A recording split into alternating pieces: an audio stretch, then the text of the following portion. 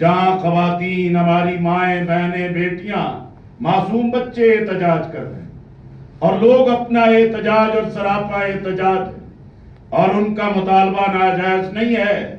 کہ جیل کی سلاخوں کے پیچھے سڑنے والوں کی دادرسی ہونی چاہیے، انصاف ملنا چاہیے، مقدمے کی سماعت ہونی چاہیے۔ فوجی عدالتیں یا آج بھی جو فوجی قوتیں موجود ہیں وہ اس انسانی مسئلے کو سمجھیں اور عدالتی سطح پر لوگوں کو اپنا ایک ریلیف کا موقع ملنا چاہیے، اور ہم نے اپنی پوری یکجہتی کا اظہار کیا۔ بلا شبہ یہ ایک مشکل فیصلے ہوتے ہیں کہ ایسے ماحول پر وہاں پہنچنا، لیکن میں سمجھتا ہوں یہاں آنے کے بعد ہم مظلوموں کے ساتھ یکجہتی کا اظہار نہ کرتے تو یہ اتحاد کے مقصد کو فوت کر دے، اور اس کے لیے یہ ایک ناکامی کی صورت پیدا کرتا۔ رات ہم وزیر اعلیٰ گلگت بلتستان خالد خورشید صاحب سے ملے، بہت اچھی ملاقات رہی، تمام قائدین موجود تھے، ان کے وزراء اور ان کی کمیٹی کی ٹیم موجود تھی، اور ہم نے تمام تفصیل کے ساتھ بات کی اور ان سے کہا کہ ہم بھی اسے قومی سطح پر آواز اٹھائیں گے، اور حکومت کی یہ ذمہ داری ہے کہ لوگ انصاف مانگتے ہیں، لوگ حق مانگتے ہیں، لوگ اپنی زیادتی کا ازالہ مانگتے ہیں۔ 8-9 سال کی مدت گزر جائے، لوگ جیلوں میں سڑتے رہیں، کوئی عدالت میں ان کی سنوائی نہ ہو، تو ہم سمجھتے ہیں کہ یہ چند گھروں کا مسئلہ نہیں، چند لوگوں کا مسئلہ نہیں، اور یہ سب کا ایک مشترکہ مسئلہ ہے، اور ہماری مشترکہ آواز ہے کہ ان مظلوم خاندانوں کی آواز سنی جائے، انہیں لاوارث اور تنہا نہ چھوڑا جائے، ان کی بات سنی بھی جائے اور اس پر عمل بھی ہونا چاہیے۔ آج ہم قاضی نثار احمد صاحب کے پاس بھی گئے، انہوں نے بالکل ٹھیک بات کی کہ دیکھیں ہمارا سب کے ساتھ رابطہ رہتا ہے، لیکن 2008 یا 2009 میں بھی اور 2012 میں بھی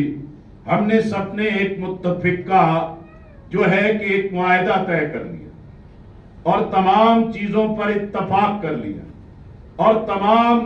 قائدین کے دستخط موجود ہیں، اور اس پر عمل درآمد نہیں ہو رہا۔ میں اسلام آباد کو بھی، راولپنڈی کے کارپردازوں کو بھی، گلگت بلتستان کے حکمرانوں کو بھی، قومی قیادت کے تمام لوگوں سے کہتا ہوں، عمران خان صاحب ہیں، بلاول بھٹو صاحب ہیں، سراج الحق صاحب ہیں، اور اسی طرح باقی قائدین ہیں، مریم نواز صاحبہ، شہباز شریف صاحب،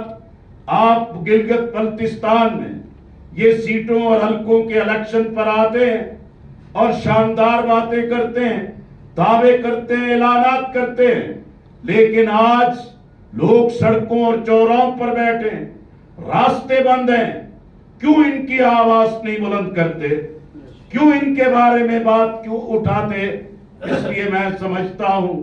ریاست کو بھی، قومی قیادت کو بھی، سیاسی قیادت، دینی قیادت کو بھی اس انسانی مسئلے کو سمجھنا چاہیے اور اس کا حل تلاش کرنا چاہیے۔ میں آپ کو یقین دلانا چاہتا ہوں کہ گلگت بلتستان حساس علاقہ ہے، ایک انتہائی اہم جغرافیائی علاقہ ہے، اسٹریٹجک کے اعتبار سے اس کی بے پناہ اہمیت ہے۔ ہم اسی حساسیت کی بنیاد پر اپنا یہ دینی فرض سمجھتے ہیں